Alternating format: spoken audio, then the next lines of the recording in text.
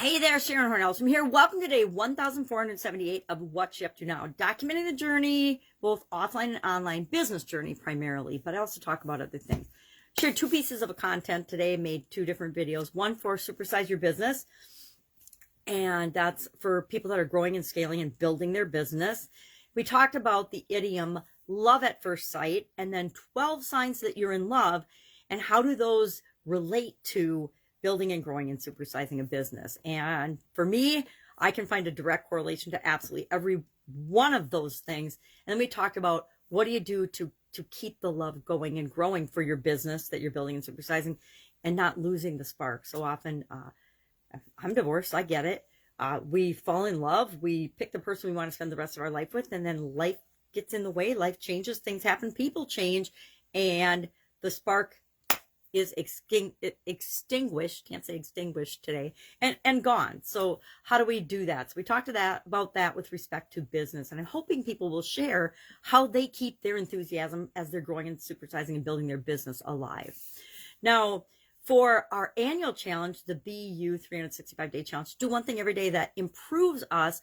We talked today about letting go strategies, specifically some activities and exercises to help us think through an emotion or a feeling that we're willing to commit to letting go of about 90% of the time.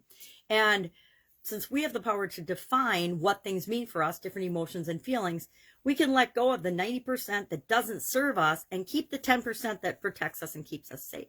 So for example, we can let go of fear 90% of the time. 90% of the time nowadays in today's society, the things that we actually are afraid of or feel afraid of are manufactured in our heads more than they are manufactured or real threats to most of our safety and security. Now, everybody's situation is different. I understand that.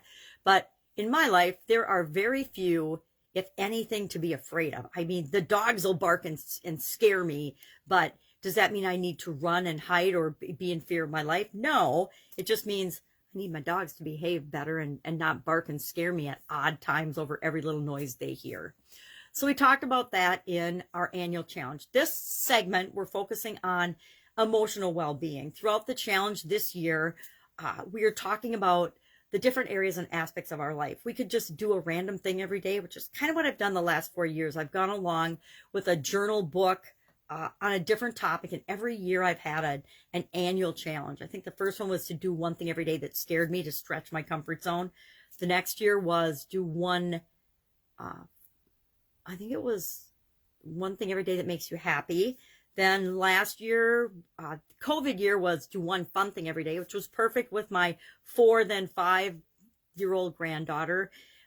And then last year was to do one thing every day that centers us. And this year I thought, okay, I want to do an annual challenge, but I want to do my own. So I started to do it at the beginning of the year. And I realized that not having a topic, not having an idea, not having content mapped out was not the best idea. And it's not that's not how I run the rest of my life. So why would I do my annual challenge that way? So I got out a calendar. I got a Gerton's calendar from my sister for Christmas, just a little free Gerton's calendar.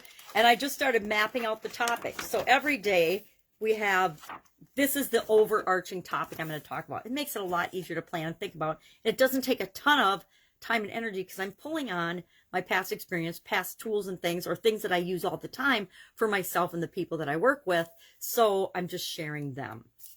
So today we talked about 8 different activities that you can use to let things go, or to analyze and figure out what's emotionally really important to you and what's really not important to you. It's kind of like the project I did a couple of years ago. I cleaned out and moved from my home where I raised my kids with my ex-husband. And I made a commitment to myself going into that project that I was going to eliminate 90% of the physical things that are in my life and were cluttering up my life back then. Now you'll notice I've already regained a lot of clutter. You can tell by my background, my fun clutter things. But I did get rid of 90% of my physical possessions at the time, and probably a little bit more. And so I think that's a good activity. I think that every few years, I should personally go through, and maybe not 90%, but I should get rid of and let go of the things that no longer serve me. If I'm not using it anymore, or if I've never used it and it's been in my closet a couple of years, maybe I should give that to somebody that will use it versus hanging on to it. So letting go strategies. Today we talked about ways of identifying what you want to let go of. And then tomorrow I'm going to share some of the letting go strategies that I have found the most fun and the most effective for me over the years. So that's what I'm working on. I've got busy schedule today. Plus I've got to carve out some time to go and see one of my sisters. I promised her that I would. So if you have any questions, if you need help with anything, if you have any concerns about supersizing or growing your business and you don't feel like you have somebody to ask, message me, right?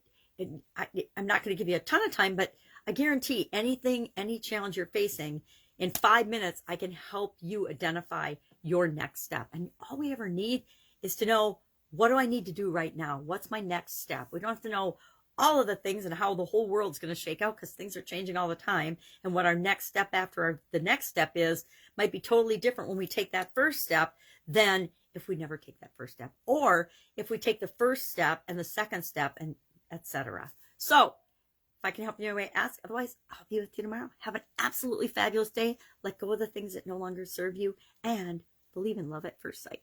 Bye.